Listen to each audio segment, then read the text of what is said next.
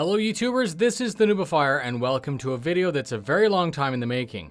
Well over 1 year ago, I saw a Kickstarter project presented by 3 guys from the Netherlands who were making a premium analog keyboard.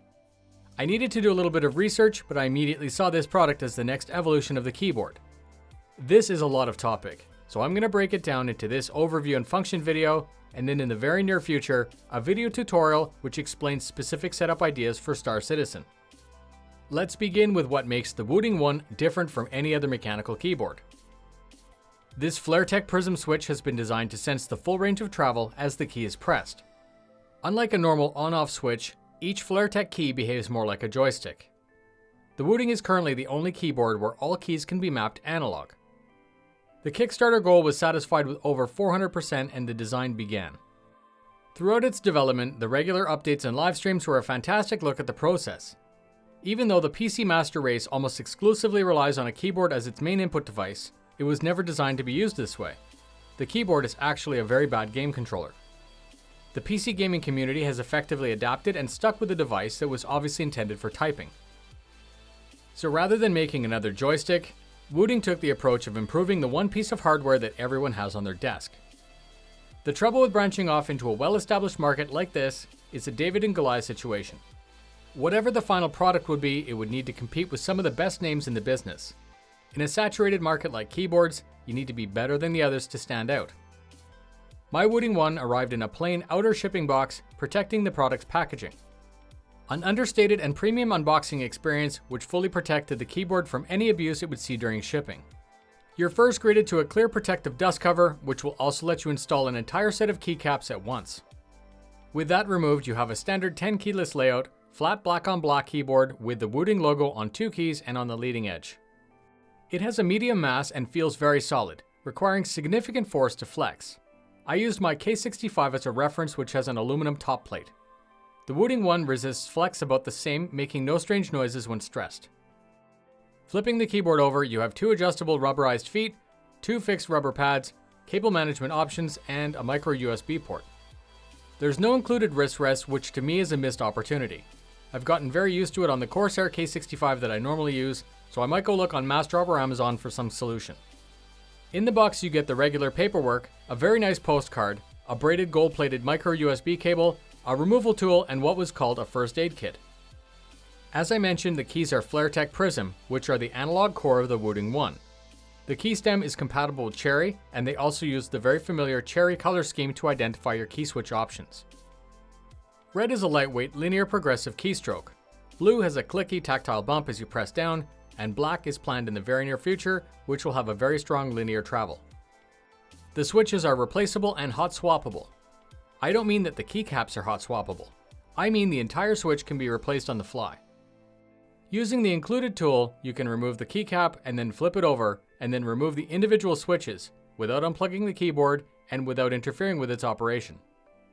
Hot swapping switches can let you fine-tune your experience or allow the user to troubleshoot a sticky or worn key with minimal downtime. If something goes wrong, you just replace the switch and carry on. When I bought my K65, I wanted Cherry Brown, which was not available at the time. I ended up with Cherry Red and I've gotten used to it. A minor compromise for sure, but with the WOOTING I could quickly change all the key switches in a matter of minutes. Because of its solid build, minimal moving parts, and user replaceable components, this could end up being a lifetime keyboard.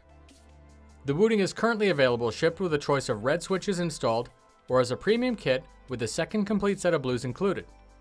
Black switches will be available for purchase very soon.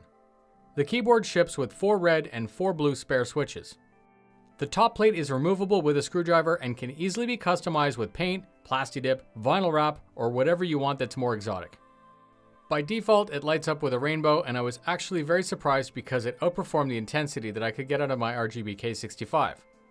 After you install the Wootility, it'll update before letting you do anything else. The hardware doesn't require any crazy drivers. To the computer, the WOOTING looks like a keyboard and a Microsoft Xbox controller. By doing this, they've actually ensured that the drivers would always be up to date. The keyboard can operate as a digital keyboard or as an analog keyboard and has 3 hot-swappable profiles. The user has full Rgb control over the individual keys, making it very easy for you to know exactly what profile you're using. For typing, I have a green layout, for Star Marine, I have a red layout, and for flight, my layout is blue. Any game that can make use of a proportional input can make use of a WOOTIng one, providing it has support for an Xbox controller. So why is this so important to Star Citizen? When piloting a ship, a keyboard player would normally have to tap the keys to get those finer adjustments. This applies a short, full burst to the thruster, which will spike your IR signature and could compromise your position. This is also very tedious when all you need is a slight change for precise docking or landing. With the WOOTIng, you can press the keys slightly and position the ship with the same deliberate precision as a joystick player. The thrusters now have full range, not just on or off. After playing Star Marine for a little bit today, I noticed that after the novelty of the new function was over, I was actually using it as intended. When I saw that an enemy was close or just around the corner, I would walk or sidestep slowly in an attempt to stay off the radar and then ambush that player. I also took a stroll around Area 18, seeing if I could bring back some of the realism of walking instead of running all over the place. It may sound very odd to some people, but to the hardcore roleplay player, walking and being able to keep exact pace with another is really important. So some final thoughts. My number one concern with the WOOTIng was that it would somehow be a bad mechanical keyboard for typing.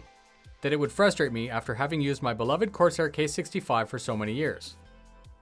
Nope. I couldn't tell the difference between the sound and keystroke of a Cherry Red or a Flaretech Red if my life depended on it. The WOOTIng can hang with the best of them, and I'll gladly use it as my daily. In conclusion, the WOOTIng met my expectations and actually delivered on what they promised in their Kickstarter campaign. The quality is solid, it's a great looking keyboard, and after a very short learning period, you'll find yourself using the features without even thinking about it. Thanks very much for spending your time with me. If you're new to this channel, please take a look at some of the other content. Please stay tuned for a deep dive into some WOOTIng setup and configuration guidelines to help you get the most out of it in Star Citizen. Fly safe, and I'll see you in the verse.